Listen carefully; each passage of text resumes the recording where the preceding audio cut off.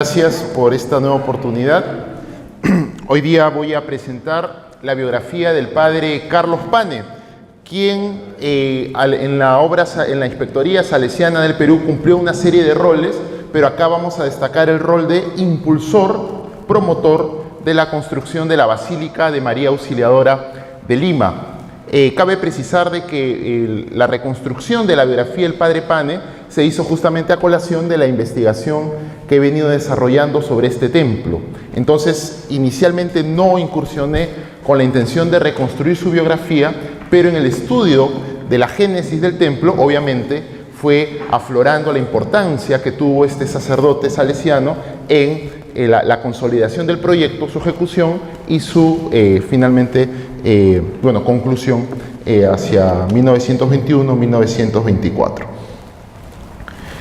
El padre Pane nace en 1856 en Grana, en la provincia de Alejandría, en el Piamonte. Este dato de su localidad natal, inclusive el nombre de sus padres, lo sabemos por el testamento del padre Pane, que se custodia en el archivo del economato de los salesianos del Perú.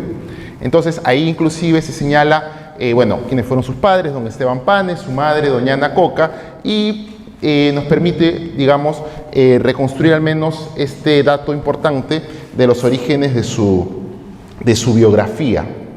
Después, a partir de otras fuentes como el obituario que se publica en el Pan del Alma de Lima y en la propia carta mortuoria, sabemos de que en 1871 ingresa al Oratorio Salesiano en Turín, donde conoce a don Bosco, e inicia todo ahí un recorrido hasta finalmente hacerse sacerdote salesiano en 1879. Ahí tenemos justamente su trayectoria vital dividida en, podría decirse 3 espacios geográficos, ¿no? Lo que está marcado en verde son los años que él vive en Italia, lo que está marcado en amarillo es el periodo que él está en España, y el periodo en rojo es el periodo que él está en el Perú. Entonces, él en 1881 es destinado a fundar la Casa Salesiana de Utrera en España, que es la primera casa salesiana ahí. De hecho, este dato que lo señala su carta mortuoria está confirmado por la bibliografía existente, ¿no?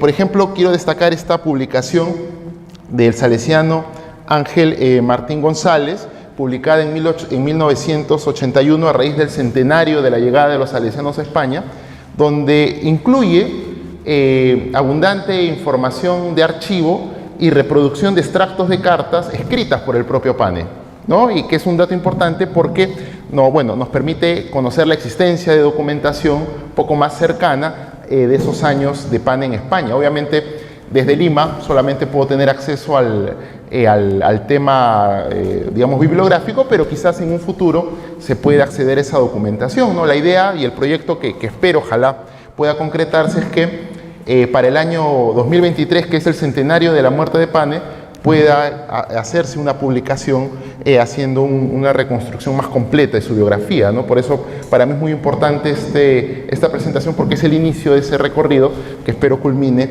en ese trabajo proyectado, ¿no? Por ejemplo, acá es un extracto de una carta del padre Pane a Juan Caliero, ¿no? Donde él le solicita información sobre cómo se origina la presencia en España de los salesianos, ¿no? O sea, quién es el que pide la llegada de los salesianos y cómo se planifica, o sea, documentación. Ya desde acá vemos un interés de Pane por el tema de documentar, ¿no? Documentar que después en el Perú se va a ver plasmado con la fundación de este semanario El Pan del Alma, que tendrá como fin registrar los eventos que estaban desarrollando los salesianos en el Perú, ¿no? En la misma publicación, por ejemplo, otra carta a don Julio Barberis, ¿no? Donde también él describe cómo es la vida cotidiana en la casa de Utrera, ¿no? Documentos valiosos.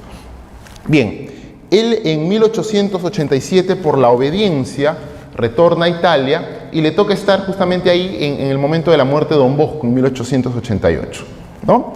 Y ya en 1891, don Rúa organiza la primera expedición misionera al Perú, ¿ya? Y incluye a Pane ahí porque, bueno, la experiencia que había tenido en España, el conocimiento del idioma, evidentemente lo hacía un salesiano que cumplía con los requisitos para poder cumplir este rol. Obviamente a él no lo envía de director, a quien pone de director de la obra es al padre Antonio Ricardi, quien había sido por años secretario de Monseñor Caliero en la Patagonia. Inclusive él señala de que antes de llegar a la Patagonia ya trabajaba con Caliero, ¿no? Entonces, esta experiencia también aquí hacía a Ricardi una persona con el conocimiento del idioma que tranquilamente podía cumplir bien el rol en el Perú. Entonces, a partir de las cartas que escribe Pane en Panamá y llegando a Lima, y las propias cartas de Ricardi, se puede reconstruir un poco el itinerario de este viaje, ¿no? Él señala que son despedidos en la Basílica de María Auxiliadora de Turín el 16 de agosto de 1891 y de ahí parten en tren a París, ¿no? Ahí están unos días, de ahí salen a Londres. Señala que el trayecto de cruzar el Canal de la Mancha fue terrible, y eso que ni siquiera cruzaban el Atlántico todavía, ¿no? Dice que le afectó bastante la salud. De ahí en rumbo a Liverpool, y de Liverpool ya toma el transatlántico hacia el puerto de Colón en Panamá. Cruza el istmo, ¿no? Por tierra. No, él solo obviamente no, está con los otros dos salesianos que integran la delegación, que son don Guido Terzuolo y el coadjutor Juan Scholli, ¿no? Y además de las 9 hermanas, ¿no? De las hijas de María Auxiliadora, que en verdad ellas eran las principales destinatarias de la misión. Los salesianos solo iban como capellanes de ellas, ¿no? Así es como llegan los salesianos al Perú. Bien, entonces en Panamá se enrumban a Guayaquil, donde hacen una pequeña parada, y después al Callao. Ahora, este tema de Guayaquil, poco lo cuenta en las cartas, ¿no? Él dice terrible porque justamente cuando llegamos a Guayaquil había una epidemia de fiebre amarilla, y como embarcan fruta en el barco, entonces llegando al Callao los ponen en cuarentena, ¿no? Entonces todo un tema que al final se logra salvar porque, bueno, les dan la autorización para que desembarquen, ¿no? Entonces este recorrido, bueno, está, como les digo, en las cartas que escribe Pane, tanto en el puerto de Colón a Don Rúa como ya llegando a Lima, y también algo del propio epistolario del padre Ricardo.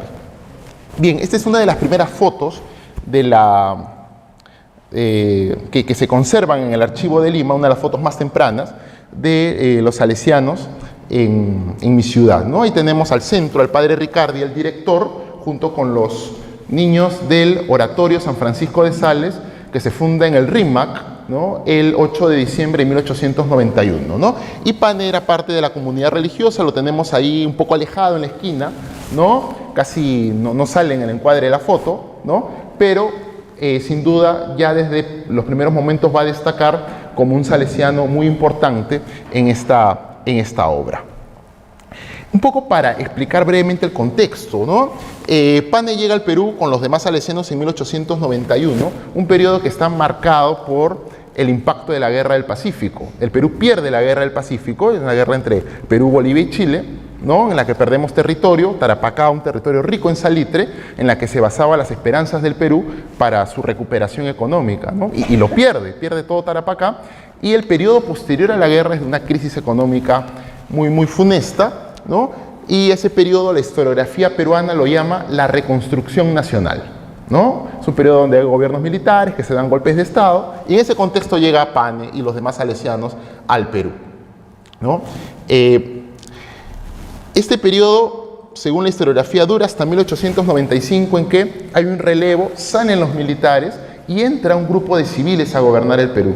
Pero estos civiles no son civiles de las clases populares ni de las clases medias, son civiles de la élite, pertenecen a la oligarquía peruana, la clase terrateniente, que se ha enriquecido justamente aprovechando un poco la coyuntura, ¿no? En la época del apogeo del guano, adquieren muchas riquezas, a veces en actos de corrupción, que la invierten adquiriendo tierras después de la guerra, ¿no? Como después de la guerra los campos de cultivo fueron saqueados, el valor de estos campos cayeron, y estas élites aprovechan en adquirir estas tierras y se vuelven terratenientes, ¿no? Se forman latifundios, que es un fenómeno latinoamericano, ¿no? El latifundio, ¿no? Entonces, a este periodo donde estos latifundistas gobiernan el Perú, la historiografía le llama la República Aristocrática, ¿no? Y este es el periodo donde básicamente se desarrolla la mayor parte de la presencia de Pane en el Perú. ¿Por qué es importante esto? Porque Pane un poco va a saber un poco aprovechar el contexto para poder establecer un nexo entre estas familias de la oligarquía, ¿no? Y convencerlos de poder patrocinar no solamente los emprendimientos de la obra salesiana, sino también financiar el proyecto de arquitectura que será la Basílica de María Auxiliadora. Esta es una foto de Pane en sus primeros años en el Perú, ¿no? Y como les decía, Pane pues llega en este contexto muy particular, ¿no? Que como se ha podido intuir en otras exposiciones, es muy común a Latinoamérica, ¿no? Las élites que temen la radicalización de los sectores populares, ¿no? Está el temor del marxismo, del anarquismo, y ven que la educación religiosa es una buena manera de alejar a estos sectores populares de esas ideas radicales, ¿no? Entonces, por eso es que muchos de estos personajes de la oligarquía que están en la Sociedad de Beneficencia Pública de Lima son los que solicitan la llegada de los salesianos al Perú, ¿no? Entonces, Pane llega, pero digamos lejos de convertirse simplemente en un instrumento de las necesidades de la oligarquía, sabe situarse muy bien para aprovechar esa preocupación de la oligarquía, ¿no? En conseguir apoyo a los proyectos que él emprende. En el RIMAC, los salesianos primero fundan un oratorio, ¿no? Y después, a los 2 años, se crea una escuela de artes y oficios, cuya foto tenemos ahí, ¿no? Esta es la Escuela de Arte y Oficios del RIMAC, la primera que crean los salesianos en el Perú. Ese es el taller de carpintería, ¿no? Y ahí Pane va a estar presente como miembro de la comunidad religiosa. Esta es una foto de 1896 de los alumnos de la Escuela de Artes y Oficios, ¿no? Los que integraban la banda. Al centro está el padre Ricardi, no sale Pane en la foto, pero sale un personaje que de algún modo refleja el impacto de Pane en esta comunidad. Hay un niño que está tocando un instrumento, ¿no? Este niño es Octavio Ortiz. ¿Y quién es Octavio Ortiz? Que después fue el primer salesiano peruano, obispo de Chachapoyas, y que hoy es el salesiano peruano más cerca a los altares, es venerable de la Iglesia Católica, ¿no? Y los biógrafos del padre Ortiz, tanto el padre Eugenio Pegnati como el padre Jorge Catarama, ambos coinciden en que fue Pane el que logra el ingreso de Octavio Ortiz como alumno interno en la Escuela de Artes y Oficios. Inicialmente se hizo una selección, no estuvo Ortiz entre los seleccionados, y Pane logra, porque ve en él un vocacionable, y lo logra integrar a la Escuela de Artes y Oficios. Y después desarrolla, acompaña esa vocación temprana, y termina después Ortiz ingresando al noviciado, siempre de la mano del padre Pane. Entonces, esta vocación tan importante para los salesianos del Perú muy probablemente no hubiera podido desarrollarse de la manera en que se hizo sin el tino y la lucidez del padre Pane para poder conducir correctamente a Ortiz. Entonces, en esa foto no está Pane, pero la presencia de Ortiz nos indica el rol que ya cumplía en esa comunidad.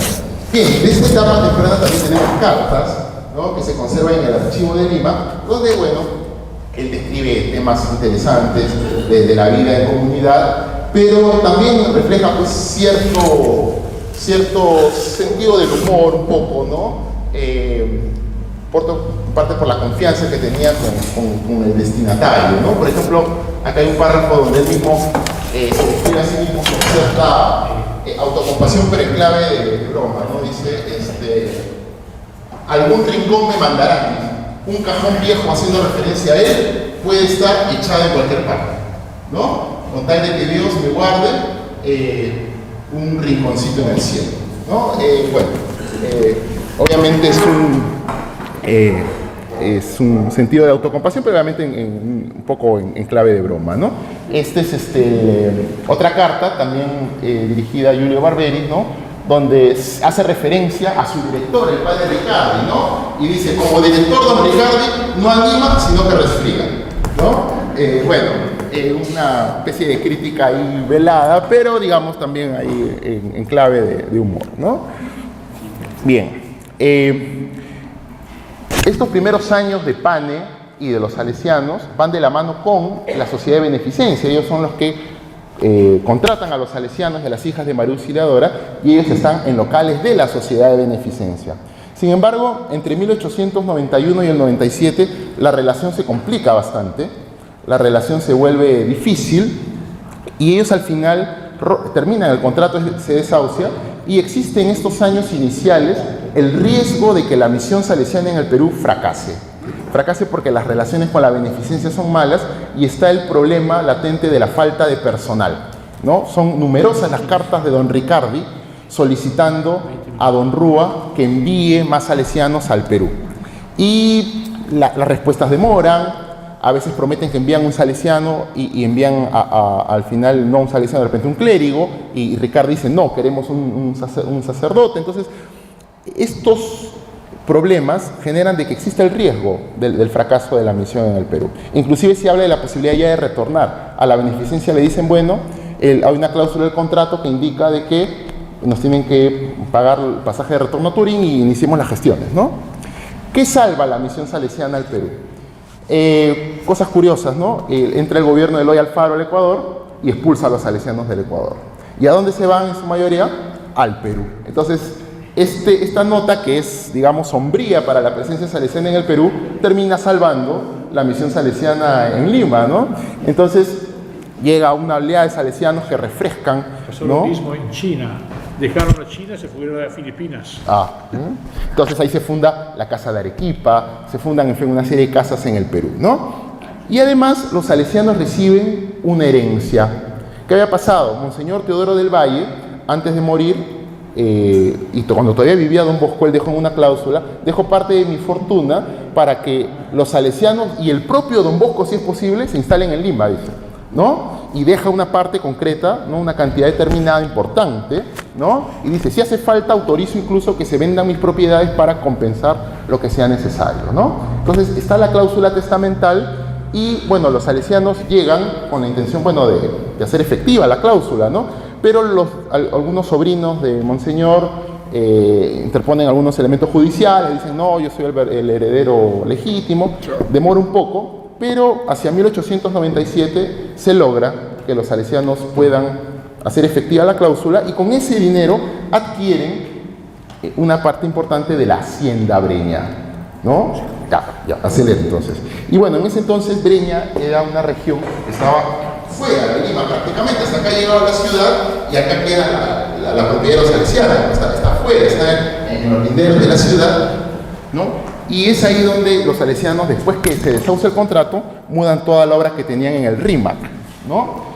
En 1898, Ricardi regresa a Italia, por temas, bueno, que en las fuentes no se explican, inclusive Pan en algunas cartas dice, parece que van a nombrar a Ricardi inspector, pero al final no se da el nombramiento, él regresa a Italia y Pane asume como director de la Casa de Breña, director que incluía el oratorio y la Escuela de Artes y Oficios, ¿no? Y estos años de Pane en Breña son muy fructíferos porque, por ejemplo, es el que culmina la construcción del primer local propio de los salesianos en Breña, que es este edificio que ya no existe, se fue demoliendo poco a poco a lo largo del siglo XX, ¿no? Que estaba constituido por 3 pabellones paralelos con un frontis.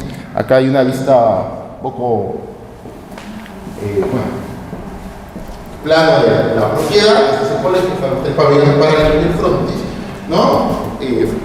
Y la construcción se hace durante el periodo de Pane, ¿no? Y él también va a construir dentro del mismo edificio el primer templo dedicado a María Auxiliadora en el Perú, que era una capilla, ¿no? Era una capilla modesta, construida, señalan las fuentes, por los mismos alumnos de la Escuela de Artes y Oficios, ¿no? El retablo, sí, muy trabajado, era un retablo de una iglesia colonial que los lazaristas dijeron, bueno, no nos sirve, lo vamos a botar, lo quieren ustedes, y Pane dice, ya, yo lo compro, y lo lleva a Breña, ¿no? Ahora, hay una especie de golpe de suerte. Esta zona periférica de la ciudad, hacia 1898, 99 y inicios del siglo XX, comienza a ser urbanizada para familias de la oligarquía. Se forma el famoso barrio de Paseo Colón, que, digamos, es lo más parecido que existe en Lima al trazado inspirado en la reforma del barón Haussmann en París, ¿no? Calles anchas, alamedas, ¿no? Y es un paseo que se construye para residencias de las familias de la oligarquía. Entonces, los salesianos ven de que su obra quedaba muy próxima a este barrio, y Pane ve continuo de que para asegurar el éxito del apoyo de estas familias a la obra salesiana es necesario proyectarse como proyectar al templo que ellos tenían como el templo del barrio, ¿no? El templo del barrio de la élite. En 1905 se construye la Plaza Bolognesi, que revitaliza más la dinámica urbanística de la zona, y es ahí cuando Pane inicia el proyecto del primer templo a María Auxiliadora, ¿no? Un nuevo templo que de algún modo vaya a la par con las nuevas necesidades de este barrio, ¿no? La capilla resultaba insuficiente, se necesitaba un templo más grande, ¿no?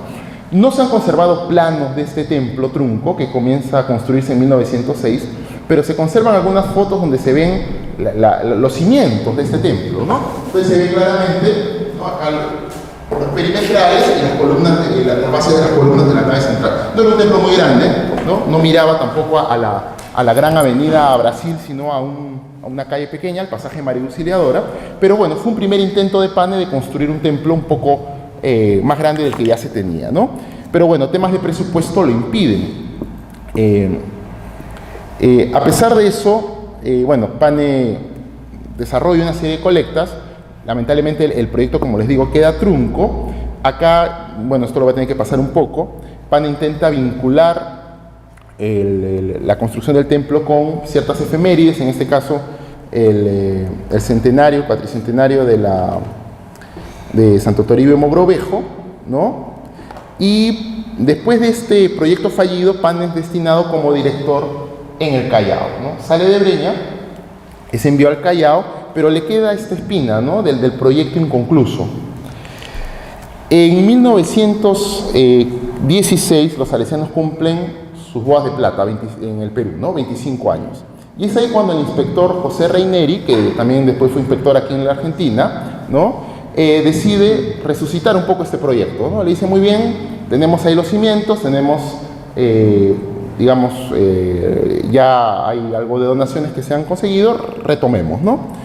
Y es ahí cuando Pane plantea de que el proyecto sea asumido por el que en ese momento era considerado el arquitecto salesiano más importante de Sudamérica, el padre Ernesto Vespignani. Es iniciativa de Pane. Dice, no, ya, lo retomamos, pero que venga Vespignani, que él asuma el proyecto. Entonces Vespignani, y esto se sabe por el epistolario que está aquí, elabora un primer proyecto. Lamentablemente este primer proyecto no dejó planos en Lima, pero cuando el padre Santo de Albén solicitó información al Archivo Salesiano Central de Roma, les remitieron estos planos, que no corresponden ni al templo actual, ni a ese templo de 1906. Entonces es posible inferir que este proyecto corresponda a esa primera propuesta de Vespignani, ¿no? Para Breña, ¿no?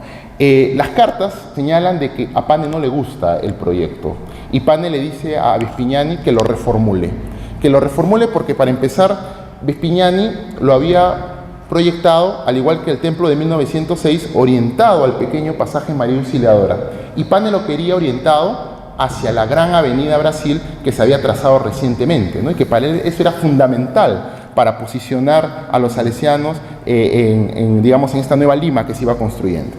Entonces, perfecto.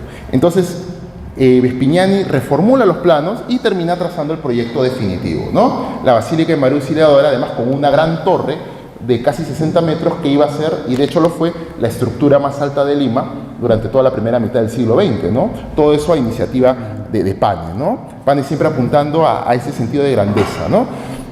Acá rápidamente algunas fotos de la construcción. Construcción que ciertamente era supervisada por Pane, lo sabemos porque las fotos lo indican, ¿no? Tenemos fotos de Pane paseando por las bóvedas del templo, por las naves del templo en construcción, y quien lo acompaña ahí, ¿quién es? Octavio Ortiz, ya convertido en salesiano, ¿no? Que camina con su maestro debajo de las bóvedas de este proyecto del maestro, ¿no? Entonces, acá hay otra foto también de Pane, que tiene un breviario en la mano con Ortiz, ¿no? Y se ven los andamios. Bien, uno de los elementos claves para, digamos, posicionar al templo fue que se ha nombrado homenaje nacional por el centenario de la independencia. Entonces la idea era que esté concluido en 1921. Esta es la foto del templo el día central del centenario, el 28 de julio. Claramente no está concluido, Las naves, bueno, las bóvedas no están todavía prácticamente erigidas, la torre no va ni por la mitad, pero aún así se inaugura con la presencia del presidente de la República, se hace toda una ceremonia, ¿no? Y bueno, esta es la única foto que quedó de la ceremonia, ¿no? Ahí tenemos el retablo mayor original con la imagen de María Auxiliadora que le comentaba a nuestros amigos de Madrid, que según las fuentes de esa época señalan que fue hecha en Sarriá, aunque ellos tienen sus dudas sobre si realmente es de Sarriá o no. Bueno, el hecho es que, bueno, el templo se inaugura y bueno, después de eso Pane impulsa que el templo se concluya, pero él no logra ver el templo concluido. Fallece en marzo de 1923. Ahí tenemos justo la edición del Pan del Alma, que él mismo crea. Un dato importante es que él cuando está en Breña crea este semanario dominical que después va a constituir una fuente principal para reconstruir históricamente el proceso de construcción y ornamentación de la Basílica de María Auxiliadora. Bueno, algunos testimonios de salesianos de la época, ¿no?, donde se señala el rol de Pane en la construcción. Bien, el templo se concluye en el año 24, cuando Pane ya ha fallecido, pero la gratitud a Pane está. Entonces, cuando en el año 25 se colocan las campanas del templo, una de las campanas se le pone San Carlos Borromeo, en memoria del padre Pane, y él lo dice claramente, ¿no? Ahí está en latín, pero la traducción en español dice, ¿no? San Carlos Borromeo, alegre tocaré a la memoria del padre Carlos Pane, salesiano, que pidiendo limosna colectó el primer dinero para edificar este templo, ¿no? En el año 41, cuando se cumple el cincuentenario de la presencia salesiana en el Perú, sus alumnos le hacen un homenaje. Entonces trasladan sus restos que estaban en el cementerio de Lima y lo entierran en la cripta de la Basílica de María Auxiliadora. Entonces Pane es la única persona enterrada en la cripta, y ahí tenemos el féretro de Pane, y quien preside la ceremonia es ¿quién? Monseñor Octavio Ortiz, ¿no? Ya, digamos, ya muchos más años encima, ¿no?, que hace este tributo final a quien gestó su vocación. Y ahí está la lápida Mortuorum Pane, ¿no? Carlos Pane, con tesonera actividad, paciente humildad y santidad de vida, inició a unos medios, impulsó hasta la muerte la construcción de este templo, año 41. A partir de ahí, como que la memoria de Pane comienza a esfumarse, en el sentido de que quienes mantenían viva su memoria eran sus antiguos alumnos de la Escuela de Artes y Oficios, los salesianos que habían vivido con él. Sin embargo, para, por ejemplo, las conmemoraciones de los 75 años de los salesianos, de la llegada de los salesianos al Perú en el año 66, en la documentación impresa de vocación histórica prácticamente ni se menciona a Pane. Y cuando se publican los textos del año 91, del centenario, también Pane está en un rol muy secundario frente a la figura de Riccardi como primer director. Bien, y esta investigación pretende justamente un poco recuperar su figura. Conclusiones. ¿Por qué el padre Pane puede ser una figura salesiana innovadora y significativa? ¿Por qué es significativa? Por los roles que asumió, ¿no? En España y en el Perú como fundador, en el caso de Lima como principal animador de la vocación de Octavio Ortiz, ¿no?, creador del Colegio Salesiano de Lima, también fundador de este importante órgano, el Pan del Alma, que se edita de 1904 hasta la fecha de forma ininterrumpida, y promotor de la construcción de la Basílica de María Auxiliadora de Lima. E innovador por su proyecto de posicionamiento de los salesianos en Lima a través de este sentido de la grandeza, ¿no?, a través de la infraestructura y la memoria. Bien, muchas gracias.